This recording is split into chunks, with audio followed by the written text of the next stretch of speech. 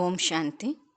దేహం యొక్క సర్వ సంబంధాలు మరియు సంపర్కాల నుండి నష్టమోహులుగా చేసేటువంటి హీరో పాత్ర అభినయించే పిల్లలతో విశ్వరాజ్య భాగ్యాన్ని ఇచ్చేటువంటి సదా జీరో శివబాబా మాట్లాడుతున్నారు.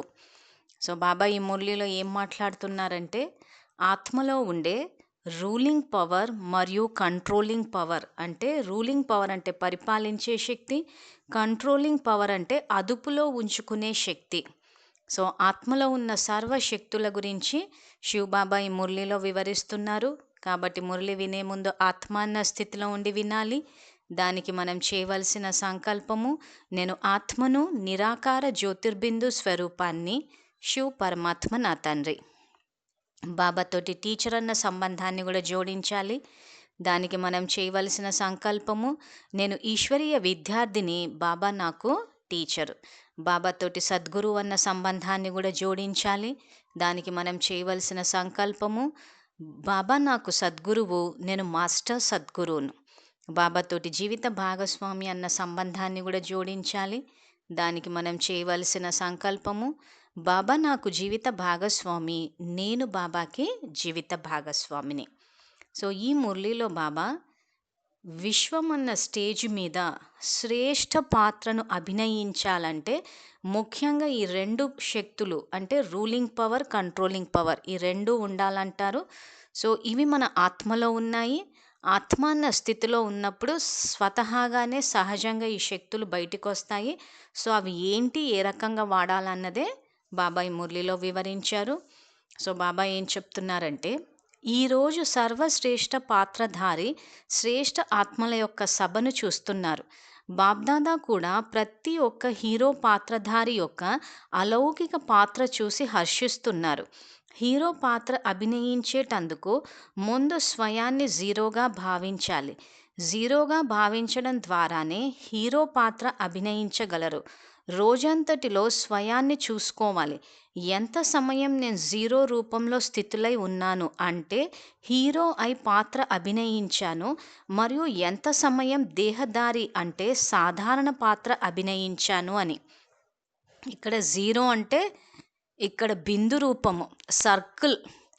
సో ఆ రకంగా ఆత్మాన్న స్థితిలో ఉండి హీరో పాత్రను అభినయించానా లేదా సాధారణ పాత్రను అభినయించానా అని చెప్పి బాబా ఈశ్వరీయ విద్యార్థులందరినీ చెక్ చేసుకోమని చెప్తున్నారు. సో ఇక్కడ చెక్ చేసుకున్న తర్వాత మన స్థితి ఏంటో మనమే పరిశీలించుకోవాలి. సో ఇప్పుడు హీరో పాత్రను అభినయించాలంటే ఏ శక్తులు అవసరం అన్నది ఇక్కడ బాబా మనకి తెలియజేస్తున్నారు. హీరో పాత్ర అభినయించేటందుకు విశేషంగా రెండు శక్తులు కావాలి. అవి ఏమిటి? ఒకటి రూలింగ్ పవర్ అంటే పరిపాలించే శక్తి, రెండు కంట్రోలింగ్ పవర్ అదుపులో ఉంచుకునే శక్తి. ఈ రెండింటి ఆధారంగానే సదా శ్రేష్ఠ పాత్రను అభినయించగలరు. కంట్రోలింగ్ పవర్ అనేది స్వయం యొక్క సంకల్పం, స్వభావం, సంస్కారం, సమయం, సంపర్కం మరియు సంబంధంలో ఉండాలి. ఏ సమయంలో ఏ సంకల్పం చేయాలో ఆ సమయంలో అదే సంకల్పం ప్రత్యక్షం చేయాలి. సమయం కూడా ఏ కర్తవ్యంలో ఏ విధంగా ఉపయోగించాలో ఆ విధంగానే ఉపయోగించాలి. ఎలా అయితే ఏదైనా స్థూల వస్తువు లేదా ఖజానా ఎక్కడ ఎంత ఉపయోగించాలో అంతే ఉపయోగిస్తారు కదా, అదేవిధంగా సమయరూపి ఖజానాను ఎక్కడ ఎంత ఉపయోగించాలో అంత మరియు అక్కడే ఉపయోగించగలుగుతున్నారా? ఇక్కడ బాబా ప్రశ్న అడిగారు. సో ఇక్కడ కంట్రోలింగ్ పవర్ గురించి బాబా ఏం చెప్తున్నారంటే, ఇక్కడ విద్యార్థులందరూ ఎవరికి వాళ్ళు చెక్ చేసుకోవాలి. కంట్రోలింగ్ పవర్ అంటే స్వయం యొక్క సంకల్పం అంటే ఆలోచన, స్వభావం, సంస్కారం, సమయం, సంపర్కం మరియు సంబంధం. వీటన్నిటిలో ఈ కంట్రోలింగ్ పవర్ వాడాలి అంటున్నారు. అంటే ఏ సమయంలో ఏ సంకల్పం చేయాలో ఆ సమయంలో అదే సంకల్పం ప్రత్యక్షం చేయాలి. ఆ రకంగా చేస్తున్నాము అనంటే కంట్రోలింగ్ పవర్ ఉన్నట్టు అర్థం. సో ఈ రకంగా కంట్రోలింగ్ పవరు, రూలింగ్ పవర్ అంటే రూలింగ్ పవర్ గురించి కూడా బాబా తర్వాత చెప్పారు. ఆ రకంగా చేస్తేనే మనం హీరో పాత్రని అభినయించినట్టు, లేకపోతే సాధారణ పాత్రని అభినయించినట్టు. ఇప్పుడు ఉదాహరణకి ఇక్కడ బాబా ఏమంటున్నారు, ఏ సమయంలో ఏ సంకల్పం చేయాలనో, ఆ సమయంలో అదే సంకల్పం ప్రత్యక్షం చేయాలి. సో, ఎవరినైనా చూడగానే వీళ్ళు శాంతి స్వరూప ఆత్మలు అన్న సంకల్పం చెయ్యాలి అంటే, ఆ సంకల్పమే ప్రత్యక్షం అవ్వాలి. అలా కాకుండా వీళ్ళకు కోపం ఎక్కువ అని వచ్చింది అనంటే, ఇక్కడ మనకి సంకల్పాలను అదుపులో పెట్టుకునే అలవాటు లేదని అర్థం. అంటే బయట వ్యక్తులు, పరిస్థితులు వీటి అనుగుణంగా చేసుకుంటూ వెళ్ళిపోతున్నాం. సో, సంకల్పాల విషయానికొచ్చేసరికి ఆత్మ ఏది నిర్ణయిస్తే అదే సంకల్పం చెయ్యాలి. ఇక్కడ ఎవరిని చూసినా కానీ దేహము లేదా వస్త్రధారణ, కులము, మతము, నామరూపాలు ఇవన్నీ గుర్తొస్తున్నాయంటే అక్కడ కర్మేంద్రియాలు రాజ్యం చేస్తున్నాయని అర్థం. కర్మేంద్రియాలు ఆత్మ మీద రాజ్యం చేస్తే దేహాభిమాని స్థితి. ఆత్మ గనక కర్మేంద్రియాల మీద రాజ్యం చేస్తే ఆత్మాభిమాని స్థితి. సో, ఎవరినైనా చూస్తే ఆత్మ కనిపిస్తోంది అంటే ఆత్మ కర్మేంద్రియాల మీద రాజ్యం చేస్తుంది. అంటే కళ్ళ ద్వారా ఎవరిని చూసినా కళ్ళన్న ఈ కర్మేంద్రియం పైన ఆత్మ గనక రాజ్యం చేస్తే ఎవరిని చూసినా ఆత్మ అన్న ఆలోచన వస్తుంది. ఒకవేళ కర్మేంద్రియమైన కళ్ళు గనక ఆత్మ మీద రాజ్యం చేస్తే ఎవరిని చూసినా కానీ వాళ్ళ దేహం కనిపిస్తుంది, వాళ్ళ వైట్ డ్రెస్సులు, కలర్ డ్రెస్సులు, ఆ తర్వాత వాళ్ళలో ఉన్న లోపాలు ఇవన్నీ కనిపిస్తాయి. సో, ఆత్మ ప్రభావము కర్మేంద్రియాల మీద పడుతోందా, కర్మేంద్రియాల ప్రభావం ఆత్మ మీద పడుతుందా అన్నది ఇక్కడ మనం పరిశీలించుకోవాలి. సో, అందుకే బాబా ఈ కంట్రోలింగ్ పవర్. సో, ప్రతి నిమిషం ఎవరిని చూసినా ఏం సంకల్పం చేస్తున్నారు. సో, కొత్తలో కొంత అభ్యాసం చేయాల్సి ఉంటుంది. ఆ తర్వాత సహజం అయిపోతుంది. సో, ఈ కంట్రోలింగ్ పవర్ ఉండాలంటే ఈ విశ్వం అన్న వేదిక మీద పాత్రని అభినయించేటప్పుడు ఈ కంట్రోలింగ్ పవర్ మీకు అవసరము అంటున్నారు. కాబట్టి ఇక్కడ బాబా ఏమంటారంటే సమయరూపీ ఖజానాను, అంటే ఇక్కడ సంకల్పాలు మరియు సమయరూపీ ఖజానాను ఎక్కడ ఎంత ఉపయోగించాలో అంత మరియు అక్కడే ఉపయోగించగలుగుతున్నారా. సో, ఈ కంట్రోలింగ్ పవర్ అన్నది ఇక్కడ సంకల్పాలు, సమయము వీటన్నిటిలో ముఖ్యంగా రెండిటి గురించి ఇక్కడ వివరించారు. కానీ ఇక్కడ పైన వాక్యంలో మాత్రం సంకల్పం, స్వభావం, సంస్కారం, సమయం, సంపర్కం మరియు సంబంధాలలో ఉండాలి అంటున్నారు. సో, ఇవన్నీ మనన చింతన చేసి గుర్తుపెట్టుకుని పాత్రని అభినయించేటప్పుడు, మన రోజువారీ కార్యవ్యవహారాల్లో జీవించేటప్పుడు ఈ కంట్రోలింగ్ పవర్ని వాడాలి. సో, ఎక్కడి నుంచి వస్తుంది పవర్ అంటే ఇది ఆత్మలో ఉన్న పవర్. అది మనం ఇంతకాలం వాడలేదు కాబట్టి మనకు అది ఉందన్న విషయం తెలీదు. సో, అది బాబా ఇక్కడ మురళి ద్వారా జ్ఞానాన్ని తెలియచేస్తున్నాడు, మీలో ఆ పవర్ ఉంది అని. సో, బాబా జ్ఞానాన్ని తెలియజేశారు, తర్వాత ఆ పవర్ని యూజ్ చేసే శక్తిని కూడా ఇస్తారు. సో, ఈ జ్ఞాన యోగాల ద్వారానే చేస్తారు కాబట్టి బాబా నుంచి జ్ఞానాన్ని తీసుకోవాలి, ఆ తర్వాత శక్తిని కూడా తీసుకుని వాడుతూ పోవాలి. అలాగే ఏ సమయంలో ఏ స్వభావ సంస్కారాలు ఉండాలో అవే ఉండాలి. ఎక్కడ ప్రేమ స్వరూపంగా ఉండే స్వభావం లేదా సంస్కారం ఉండాలో ఆ సమయంలో ప్రేమ స్వరూపం యొక్క సంస్కారం ప్రత్యక్షం అవ్వాలి. ఎప్పుడు నియమపూర్వకంగా ఉండాలో అప్పుడు నియమపూర్వకంగా ఉండాలి. అంటే ప్రేమ స్వరూపం మరియు నియమ స్వరూపం రెండు సంస్కారాలు సమయం మరియు సేవా ప్రమాణంగా మనవిగా చేసుకునే శక్తి ఉండాలి. ఎప్పుడు కావాలంటే అప్పుడు వినాశకారిగా అవ్వాలి. విరాట రూపం అంటే శక్తి రూపం ధారణ చేయాలి. మరియు ఎప్పుడు కావాలంటే అప్పుడు స్నేహి లేదా శీతల రూపాన్ని ధారణ చేయాలి. అంటే ఎప్పుడు ఏ విధమైన గుణమూర్తిని ధారణ చేయాలంటే ఆ విధమైన గుణమూర్తిగా అవ్వాలి. ప్రేమమూర్తిగా అవ్వవలసిన సమయంలో శాంతిమూర్తిగా అవ్వటం, మరియు జ్ఞానమూర్తిగా అవ్వవలసిన సమయంలో యోగమూర్తిగా అవ్వటం ఇలా ఉండకూడదు అంటారు. సో, ఎక్కడైనా జ్ఞానం చెప్పాల్సి వచ్చినప్పుడు జ్ఞానం చెప్తే ఏం సమస్యలు వస్తాయేమో అని చెప్పి లేదు నేను యోగం చేసుకుంటాను అంటారు. లేదా సేవల విషయానికి వచ్చేసరికి నలుగురిలో సేవలు చేస్తే చాలా సమస్యలు వస్తాయని చెప్పి కర్మన సేవ కన్నా మనసా సేవ బెటరు, ఒక మూల కూర్చుని చేసుకోవచ్చు అంటారు. సో, ఏ సమయానికి ఏది అవసరమో అదే చెయ్యాలి అంటారు. సో, ఏ సమయానికి ఏది అవసరం అన్నది అక్కడ మనం గ్రహించి ఈ కంట్రోలింగ్ పవర్, అంటే ఇప్పుడు ఇందాక ఉదాహరణ ఇచ్చినట్టు నలుగురిలో వెళ్ళి కర్మనా సేవ చేస్తే సమస్యలు వస్తాయి కాబట్టి నేను మనసా సేవ చేసుకుంటాను. సో, అక్కడ కర్మణా సేవ చేసేటప్పుడు సమస్యలు వస్తున్నాయంటే, మన సంకల్పాలే అక్కడ సమస్యల్ని తీసుకొస్తున్నాయి. అంటే, మనమే అక్కడ వ్యర్థ సంకల్పాలు చేస్తున్నాం. సో, ఏదైనా సేవా కార్యక్రమానికి వెళ్ళినప్పుడు రావాల్సిన సమయానికి సేవాదారులు గనక రాకపోతే, ఎన్ని వ్యర్థ సంకల్పాలు చేయాలో మనమే చేస్తాం. చేసి అలసిపోతాం.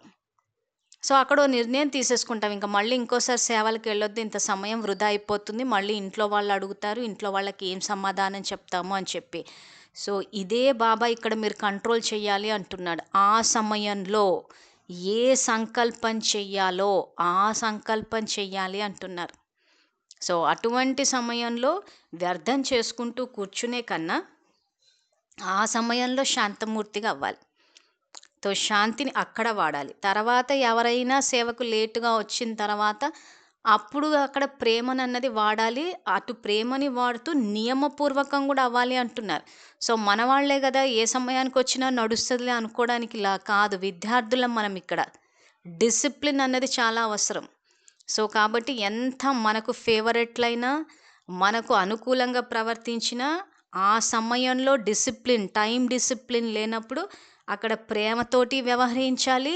నియమం ఏంటో గూడా చెప్పాలి.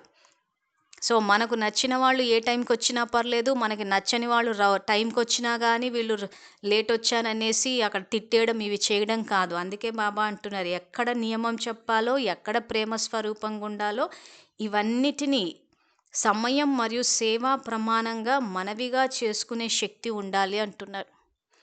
అంటే లవ్ అండ్ లా రెండిటిని బ్యాలెన్స్ చేయాలా అంటున్నాడు.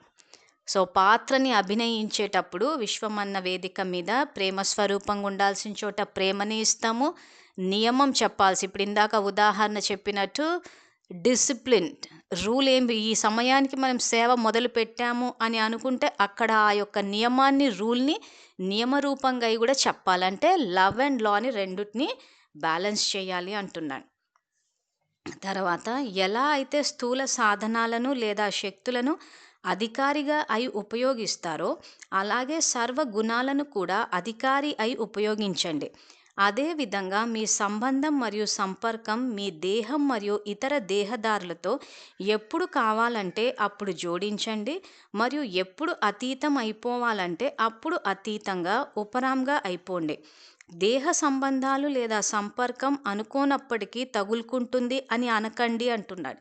ఇప్పుడిప్పుడే దేహం మరియు దేహ సంబంధీకులతో అతీతం అయిపోవాలి అని సంకల్పం రాగానే 1 సెకండ్‌లో అతీతం అయిపోండి. అంటే సంకల్పం చేస్తూనే స్వరూపంగా అయిపోండి అంటున్నాడు. సో, ఇక్కడ విద్యార్థులు బాబాకి చెప్పేటప్పుడు దేహ సంబంధాలు లేక సంపర్కం అనుకోనప్పటికి కూడా తగులుకుంటున్నాయి. అంటే సంకల్పాలు వచ్చేస్తున్నాయి అంటున్నారు. అలా అనకూడదు అంటున్నాడు.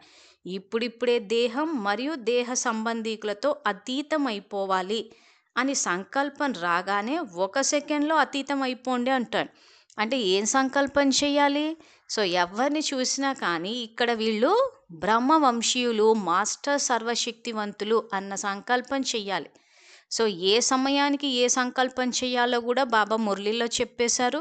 సో, విద్యార్థులు మీ యొక్క స్థితికి తగ్గట్టు నోట్ చేసుకోవడమో, స్క్రీన్‌షాట్ తీసుకోవడమో, లేకపోతే మురళిలో అండర్‌లైన్ చేసుకోవడమో, ఏం చేస్తారో చేసుకొని మనన చింతన చేసి గుర్తుపెట్టుకోవాలి. తర్వాత ఇక దేహ సంబంధాలు ఆకర్షించకూడదు. అలాగే దేహ సంబంధీకులతో లేదా సర్వ దేహదారులతో నష్టమోహ అవ్వాలనుకుంటే సంకల్పంలో కూడా మోహం రాకూడదు.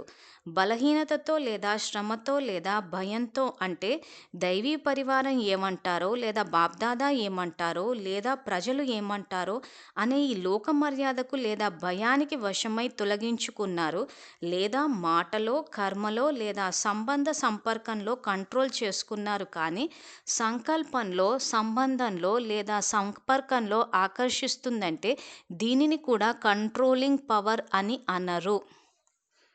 సో, ఈ కంట్రోలింగ్ పవర్ అని చెప్పి బాబా ఎక్కడ వాడమంటున్నాడు దీన్ని? సంకల్పం, స్వభావం, సంస్కారం, సమయం, సంపర్కం మరియు సంబంధం. సంకల్పం గురించి, సమయం గురించి ఇక్కడ స్టార్టింగ్‌లో వివరించి, ఇప్పుడు సంబంధాల విషయానికి, సంపర్కాల విషయానికి వచ్చేసరికి ఎక్కడ కూడా మోహాన్ని అనుభవం చేయొద్దు. ఆ తర్వాత బలహీనతతో లేదా శ్రమతో లేదా భయంతో అంటే దైవీ పరివారం ఏమంటారో లేదా బాబ్దాదా ఏమంటారో అని ఇలా ఎవరో ఏదో అనుకుంటారని లోక మర్యాదలకు వశమై గనక తొలగించుకుంటే ఆ తర్వాత మళ్ళీ అది తిరిగి వచ్చేస్తే దీని కంట్రోలింగ్ పవర్ అన్నాడంట. అంటే ఈ నిమిషానికి ఉదాహరణకి ఏదైనా సంకల్పం మనకి చెయ్యాలి అని అనిపించింది. కానీ దైవీ పరివారం ఏమంటారో, ప్రజలు ఏమంటారో, సంబంధీకులు ఏమంటారో అని ఇలా వాళ్ళ కోసం అంటే బాహ్యంగా వ్యక్తుల కోసం తొలగించుకుంటే అది కంట్రోలింగ్ పవర్ అని అనరు అంటున్నారు. సో మనం ఈరోజు ఉదాహరణకి ఏదైనా నిజం చెప్పాల్సిన పరిస్థితే వచ్చింది అని అంటే నిర్భయంగా చెప్పండి అంటారు, సభ్యతతో చెప్పమంటారు. కానీ దైవీ పరివారం ఏమనుకుంటుందో అని చెప్పేసి వ్యర్థ సంకల్పాలు చేస్తున్నాం, వాటిని కంట్రోల్ చేయండి అంటున్నాడు ఆయన. సో ఇక్కడ మనం ఏంటంటే కంట్రోలింగ్ పవర్ అన్నది సహజంగా వాడాల్సిందే తప్పితే ఎవరో ఏదో అంటారని చెప్పి లోకమర్యాదకు వశమై చేయడం కాదు అంటున్నారు. ఈ సంబంధ సంపర్కాలలో కూడా నష్టమోహ అంటే ఉపరాంగా అవ్వాలి. స్వయాన్ని కూడా కంట్రోల్ చేసుకునే కంట్రోలింగ్ పవర్ ఉండాలి. ఇలా కంట్రోలింగ్ పవర్ ఉన్నవారు ఇప్పుడు కూడా మరియు భవిష్యత్తులో కూడా రూలింగ్ పవర్ తీసుకోగలరు. వర్తమాన రూలింగ్ పవర్ ఆధారంగానే రాజ్యాధికారిగా అవుతారు. నేను రాజుగా అవుతానా లేదా ప్రజలుగా అవుతానా అని తెలుసుకోవాలంటే జ్ఞానం అనే దర్పంలో ఈ రెండు శక్తులను స్వయంలో చూసుకోండి. సో ఇక్కడ ఎవరిలో అయితే ఈ సెల్ఫ్ కంట్రోలింగ్ పవర్ ఉందో అంటే దేన్ని కంట్రోల్ చేయాలి? సంకల్పాలని వ్యర్థం చేయకుండా సమర్థం చేయాలి. సో ఈ రకంగా ఎవరైతే కంట్రోలింగ్ పవర్ ఉంటుందో వాళ్ళే రూలింగ్ పవర్లోకి వస్తారంటే రాజ్యాధికారిగా అవుతారు. సో ఇప్పుడు విద్యార్థులు నేను రాజుగా అవుతానా ప్రజలుగా అవుతానా అన్న సందేహం ఉన్న వాళ్ళంతా జ్ఞానం అనే దర్పణంలో ఈ రెండు శక్తులను చూసుకోండి అంటున్నారు. సో ఏ విద్యార్థులైతే మీకు ఏ పదవి కావాలని కోరుకుంటున్నారు అని అంటే బాబా ఏమిస్తారో మాకు తెలియదక్కయ్యా అంటారు. అలాంటి విద్యార్థులంతా ఈ వాక్యం చదువుకోవాలి. సో బాబా లెక్కన అందరికీ వారసత్వం ఇచ్చాడు. వారసత్వానికి యోగ్యంగా తయారయ్యామా లేదా అన్నది ఇక్కడ చెక్ చేసుకోమంటున్నాడు. సో ఏం చెక్ చేసుకోమంటున్నాడు? కంట్రోలింగ్ పవర్ రూలింగ్ పవర్ ఉందా చూసుకోండి. అది చూసుకుంటే మీరు రాజులు అవుతున్నారా ప్రజలు అవుతున్నారో మీకే తెలిసిపోతుంది అంటున్నాడు. తర్వాత జ్ఞానం అనే దర్పణం అందరి దగ్గర ఉంది కదా. ఎంత జ్ఞానం తక్కువగా ఉంటుందో అంత దర్పణం శక్తిశాలిగా అంటే స్పష్టంగా ఉండదు. మరియు నేనెవరు మరియు ఏ విధంగా అవుతాను అని స్వయానికి స్వయం కూడా స్పష్టంగా చూసుకోలేరు. నేను ఏమి అవుతాను అని బాబాని కూడా అడగవలసిన అవసరం ఉండదు. స్వయానికి స్వయమే దర్పణంలో చూసుకుని తెలుసుకోవచ్చు. ఏ కర్మేంద్రియాలకు వశీభూతం అవ్వటం లేదు కదా. మీ లోపలకు భూతాలను ఆహ్వానం చేస్తున్నారా? ఈ పంచ వికారాలే భూతాలు. భూతాలను ఆహ్వానిస్తున్నారు అంటే బాబా నుండి వేరైపోతున్నట్లే. ఎందుకంటే ఎక్కడ భూతాలు ఉంటాయో అక్కడ భగవంతుడు ఉండరు అంటున్నారు. సో విద్యార్థులు ఎవరైతే ఏ పదవి కావాలో నిర్ణయించుకోలేదో ఆ పదవిని నిర్ణయించుకున్నప్పుడు లక్ష్యానికి తగ్గట్టు లక్షణాలు వస్తాయి. అంటే ఇక్కడ ఇవన్నీ శక్తులు ఏవైతే ఉన్నాయో స్వతహాగా మనలో ఉన్నాయి. సో కాబట్టి మీకు ఏం కావాలో మొదట నిర్ణయించుకోండి అంటున్నాడు బాబా. అలా నిర్ణయించుకున్న తర్వాత జ్ఞానం అనే దర్పణంలో ఎంతవరకు నేను అక్కడి వరకు చేరుకున్నానా లేదా.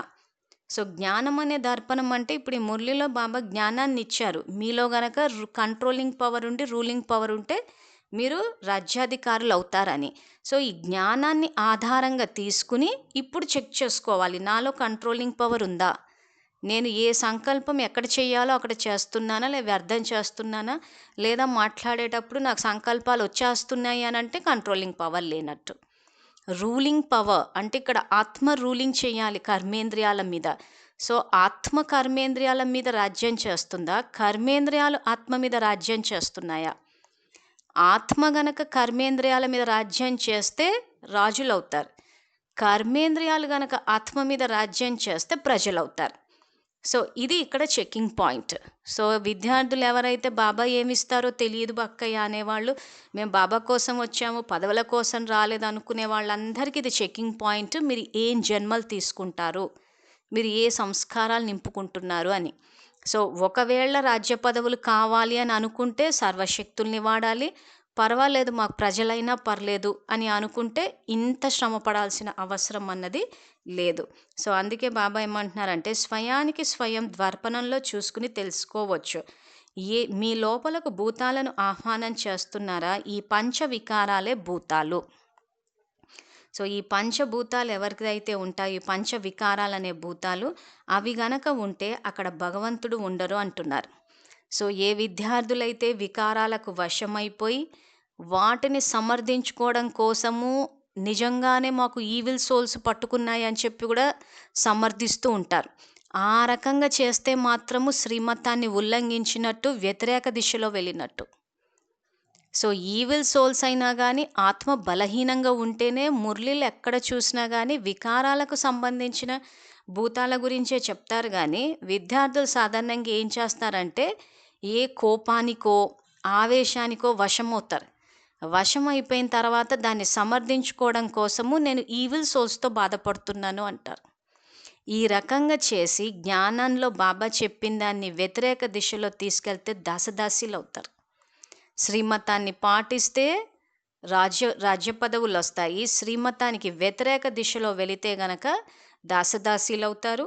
లేదు ఈ కంట్రోలింగ్ పవర్, ఈ రూలింగ్ పవర్ లేకపోతే ఇందాక బాబా చెప్పినట్టు ప్రజలవుతారు. కాబట్టి విద్యార్థులు జ్ఞానాన్ని వ్యతిరేక దిశలో వక్రీకరించేటప్పుడు ఒక్కసారి ఆలోచించండి, మనమే నష్టపోతున్నాం. ఈరోజు మనం కోపానికి, ఆవేశానికి, కక్ష సాధింపు చర్యలు వీటన్నిటికీ వశమవుతున్నామంటే ఈ వికారాలన్న భూతాలే. సో, ఈ పంచవికారాలకు వశమైపోయి మాదేం తప్పు లేదు, ఈవిల్ సోల్స్ అని చెప్పి ఎక్కడో బాబా కొన్ని చోట్ల చెప్పాడంతే. అది ఎప్పుడు పట్టుకుంటాయి? బలహీనంగా ఉంటే. సో, ఏళ్ల తరబడి రాజయోగాన్ని అభ్యాసం చేసి రాజయోగులను ఎందుకు అవి ఇచ్చేస్తాయి? అంటే మనం చేసే తప్పుల్ని సమర్థిస్తున్నాం అక్కడ. సో, అసలు ఆ ఈవిల్ సోల్స్ ఏవన్న విషయాన్ని పక్కన పెట్టి, ఇక్కడ పంచవికారాలన్న ఈ భూతాలు ఏవైతే ఉన్నాయో, ఇక్కడ మనం అబద్ధాలు చెప్పేసి, నన్ను ఈవిల్ సోల్స్ బాధ పెడుతున్నాయి, కానీ నాదేం తప్పు లేదు అని ఈ రకంగా మనం అబద్ధాలు కూడా, అసత్యాన్ని కూడా పలుకుతున్నామంటే, వికారాలకు వశమై ఉంటే భగవంతుడు అక్కడ ఉండరు అంటే, ఇంకా బాబా మన సొంతము అని ఏదైతే అనుకుంటున్నామో కాకుండా పోతారు. సో, అందుకే అక్కడ భగవంతుడు ఉండరు అంటున్నారు. సో, బాబా కావాలి, నేను బాబాకి సొంతము అంటే ఇలా జ్ఞానాన్ని వ్యతిరేక దిశలో తీసుకెళ్ళి అబద్ధాలు చెప్పడం, అసత్యం పలకడం అన్నది మానేసేయాలి. సో, మనలో ఏం వికారాలు ఉన్నాయో చూసుకుని వాటిని జయించాలి. తర్వాత రోజంతటిలో ఎన్నిసార్లు బాబాతో అలుగుతున్నారు? అలిగినప్పుడే బాబాని వేరు చేస్తున్నారు మరియు మనస్సులోనే ఏడుస్తున్నారు కూడా. బయటకి ఏడవడం కాదు, కానీ మనస్సుతో ఏడవటం అనేది చాలా భయానకమైనది. బయటి కన్నీళ్లు అయితే నీటితో మొహం కడుక్కుంటే పోతాయి, కానీ మనసు యొక్క కన్నీళ్లు పోవడానికి బాబాకి సన్ముఖంగా రాకుండా మరియు బాబా తోడు తీసుకోకుండా తొలగిపోవు. ఏదైనా కర్మేంద్రియానికి వశీభూతం అవ్వటం అంటే రూలింగ్ పవర్ లేనట్లే. దీని ద్వారా స్వయంపై రాజ్యం చేయలేరు. ఇక అటువంటి వారు సృష్టిపై ఎలా రాజ్యం చేస్తారు అంటారు. సో, కర్మేంద్రియానికి వశం అయిపోవడం అని అంటే ఇక్కడ కర్మేంద్రియం రూలింగ్లోకి వచ్చేసింది. సో, ఎక్కువ మటుకు బాబా మురళిలో చెప్పేది కళ్ళే ఎక్కువగా రూలింగ్ పవర్లో ఉంటాయి. అంటే కళ్ళు నిర్ణయిస్తూ ఉంటాయి ఏం ఆలోచించాలా అని. సో, కళ్ళ యొక్క ప్రభావం ఆత్మ మీద, అంటే కర్మేంద్రియాల యొక్క ప్రభావం ఆత్మ మీద పడుతోందంటే ఆత్మ బలహీనంగా ఉందని అర్థం. ఆత్మ యొక్క ప్రభావం కర్మేంద్రియాల మీద పడాలి. సో, కాబట్టి ఏదైనా కర్మేంద్రియానికి వశీభూతం అవ్వటం అంటే రూలింగ్ పవర్ లేనట్టే. సో, దీని ద్వారా స్వయంపై రాజ్యం చేయలేరు. ఇక అటువంటి వారు సృష్టిపై ఎలా రాజ్యం చేస్తారు? సో, ఇందాక బాబా అన్నట్టు జ్ఞానం అన్న దర్పణం కనుక తీసుకుని చూస్తే రాజ్య పదవుల్లోకి వస్తున్నామా లేదా అన్నది మనకే తెలిసిపోతుంది ఈ వాక్యం ద్వారా. స్వయానికి స్వయం రాజుగా అవ్వటం లేదు. స్వయమే రాజుగా కాలేనప్పుడు విశ్వం ఎలా రాజుగా అంగీకరిస్తుంది? స్వయంపై ప్రజల రాజ్యం అంటే కర్మేంద్రియాలే ప్రజలు. వీటి రాజ్యం ఉంటే స్వయం ప్రజలుగా అయ్యేవారిగా భావించండి. కర్మేంద్రియాలపై రాజ్యం అంటే ప్రజలపై రాజ్యాధికారిగా ఉంటే విశ్వ మహారాజు అయ్యేవారిగా భావించండి. కొన్ని కర్మేంద్రియాలపై రాజుగా మరియు కొన్నింటిపై లేకుండా ఉంటే అంటే పూర్తి ప్రజలపై రాజ్యం చేయకపోతే వారు మహారాజుగా లేదా రాజుగా అవుతారా? విశ్వ మహారాజుగా అవుతారా? ఎప్పుడూ అవ్వలేరు అంటున్నారు. సో విద్యార్థులు చెక్ చేసుకోవాలి, కర్మేంద్రియాలు రాజ్యం చేస్తున్నాయా లేకపోతే ఆత్మరాజ్యం చేస్తుందా. లేదా ఇంకో చెకింగ్ పాయింట్, ఎవరైనా మాట్లాడేటప్పుడు వాళ్ళని కట్ చేసి మనం ఏమైనా మాట్లాడుతున్నామా అంటే నోరన్న కర్మేంద్రియము రూలింగ్లో ఉందని అర్థం. సో అవతల వాళ్ళు మాట్లాడుతూ ఉంటే వినకుండా వాళ్ళని కట్ చేసేసి మనం అంటే చెవి అన్న కర్మేంద్రియము, నోరన్న కర్మేంద్రియము రెండు రూలింగ్లోకి వచ్చేసే అని అర్థం. జ్ఞానం ఏం చెప్తుంది, ఎవరైనా ఏదైనా చెప్పేటప్పుడు మర్యాదపూర్వకంగా విని ఆ తర్వాత మాట్లాడాలి అన్నారు. సో ఇక్కడ ఎప్పుడైతే కర్మేంద్రియాలు రాజ్యం చేస్తూ ఉంటాయో అవతల వాళ్ళు చెప్పేది వినరు. అవతల వాళ్ళంటే ముఖ్యంగా లోకల్ అనుకో, బాబా చెప్పేది వింటున్నామా లేదా చూసుకోండి. సో బాబా చెప్పేది ఒకటి, మనం చేసేది ఒకటి. అంటే ఇక్కడ కర్మేంద్రియాలు రాజ్యం అంటే వింటున్నాం అంతే తప్పితే ఆత్మ రాజ్యం చేస్తే బాబా చెప్పేది ధారణా స్థాయిలోకి వచ్చేస్తుంది. సో ఇది ఇక్కడ చెకింగ్ పాయింట్స్. మన కర్మేంద్రియాలు రాజ్యం చేస్తున్నాయా, ఆత్మ రాజ్యం చేస్తుందా. సో దాని యొక్క పర్యవసానమైన మరి మనం రాజ్య కుటుంబాల్లోకి వస్తామా లేదా ప్రజల్లోకి వస్తామా అని, ఇవన్నీ చిన్న చిన్న చెకింగ్ పాయింట్సే. కానీ కరెక్ట్గా పరిశీలించుకుంటే మాత్రము వచ్చే కల్పనలో మన జన్మలేంటో మనకే తెలిసిపోతుంది. ఎవరైతే జ్ఞానధనాన్ని లేదా స్థూల ధనాన్ని సేవార్థం ఉపయోగిస్తారు కానీ ప్రజలపై రాజ్యం చేయటం లేదు అంటే వారిలో రూలింగ్ పవర్ లేదు అంటే వారు షావుకారులుగా అయ్యేవారిగా భావించండి. మాటి మాటికి ఏదో ఒక కర్మేంద్రియాలకు లేదా దేహదారులకు లేదా దేహ సంపర్కాలకు దాసి అవుతున్నారు లేదా ఉదాసీనంగా అవుతున్నారు అంటే దాసదాసులుగా అయ్యేవారు అని భావించండి. కర్మల గుహ్యగతి అర్థమైందా అంటున్నారు. సో ఇక్కడ బాబా విద్యాలయంలో ఎవరైతే జ్ఞానధనాన్ని లేదా స్థూల ధనాన్ని సేవార్థం ఉపయోగిస్తున్నారు కానీ ప్రజలపై రాజ్యం చేయటం లేదు. ఇక్కడ ప్రజలు అంటే కర్మేంద్రియాలు, వీటిపైన రాజ్యం చేయటం లేదంటే వారిలో రూలింగ్ పవర్ లేదు అంటే వాళ్ళు షావుకారులు అవుతారు, రాజులెవరు అంటున్నారు. సో ఇక్కడ మనం ఏం చేస్తున్నామంటే వాచా సేవ చేసేవాళ్ళు అంటే జ్ఞానధనాన్ని సేవార్థం వినియోగించేవాళ్ళు, తర్వాత స్థూల ధనాన్ని. ఎవరైనా ఆ రకంగా సేవ చేస్తే ఇంకా వాళ్ళే అల్టిమేట్ అనుకుంటాం. ఎవరైనా 4 మహావాక్యాలు చెప్పగానే వాళ్ళు మహారథీలు అనేసుకుంటాము. ఎవరైనా స్థూలదానాన్ని ఇచ్చేస్తే వాళ్ళు కదా సేవ చేశారంటున్నారు. అది కాదంటాడు బాబా ఇక్కడ కర్మల యొక్క గుహ్యగతి ప్రకారం. ఎవరైతే ప్రజలపై రాజ్యం చేస్తారో, కర్మేంద్రియాలపై రాజ్యం చేస్తారో వాళ్ళు రాజకుటుంబీకులు. ఒకవేళ ప్రజలపై రాజ్యం చేయడం లేదంటే కర్మేంద్రియాలపై ఆత్మరాజ్యం చేయటం లేదంటే వాళ్ళు షావుకారులుగా అవుతారంతే అంటున్నాడు. సో ఇదంతా చెకింగ్ పాయింట్. ఎవరైతే జ్ఞానధనాన్ని లేదా స్థూల ధనాన్ని అంటే వాచాసేవ చేస్తున్నామే కానీ ఎక్కడ కర్మేంద్రియాలను కంట్రోల్లో పెట్టలేదు అనుకుందాం. సో వాచాసేవ చేస్తున్నాము, అందరికన్నా ఫస్ట్ మనకే కోపం వచ్చింది అనుకోండి. సో కోపం ఎందుకు వచ్చింది, కళ్ళ ద్వారా ఎవరినైనా చూస్తాము, ఆ చూసిన తర్వాత వాళ్ళలో మనకి నచ్చని విషయాలన్నీ గుర్తొచ్చేసి కోపం వచ్చేస్తుంది. సో ఇక్కడ ఆత్మరాజ్యం చేసిందా, కళ్ళు రాజ్యం చేసాయంటే కళ్ళే రాజ్యం చేస్తున్నాయి. తర్వాత స్థూలధనం, డబ్బు విషయానికి వచ్చేసరికి కూడా చాలా వేస్తున్నాం. వేసిన తర్వాత ఏమవుతోంది, మళ్ళీ ఎక్కడో అందరూ నన్ను మెచ్చుకోవాలి అని కర్మేంద్రియమైన చెవి మీద ఆధారపడుతున్నాయి. ఎవరైనా వీళ్ళు విశేష ఆత్మలు, బాబా వీరి చేత యజ్ఞంలో సంయోగం ఇప్పించారని ఇలాంటి ఏమైనా పొగడ్తలు వినిపిస్తాయేమో అని కర్మేంద్రియమైన చెవి మీద ఆధారపడ్డామంటే చెవి రాజ్యం చేస్తోంది, ఆత్మ కాదు.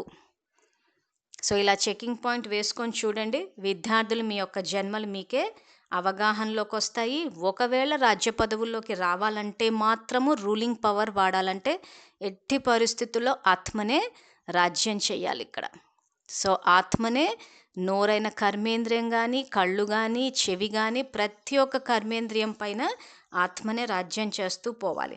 సో అది ఏ రకంగా చెయ్యాలి ఏంటా అని చెప్పేసి బాబా త్యాగం మరియు భాగ్యం అని చెప్పి 10 మురళీలు చెప్పారు. ఆ మురళీల్లో దేహము, దేహ సంబంధీకులు, తర్వాత ఇప్పుడు ఇందాక బాబా ఏదైతే అంటున్నారో ఇక్కడ ఇలా సేవలు చేయడము, మళ్ళీ దేహ సంపర్కాలకు దాసి అవుతున్నారు లేదా ఉదాసీనంగా అవుతున్నారు. తో సేవలు చేశాము, ఎవ్వరూ ఒక్క మాట పోగొడలేదు, సో ఉదాసీనంగా అయిపోయారు.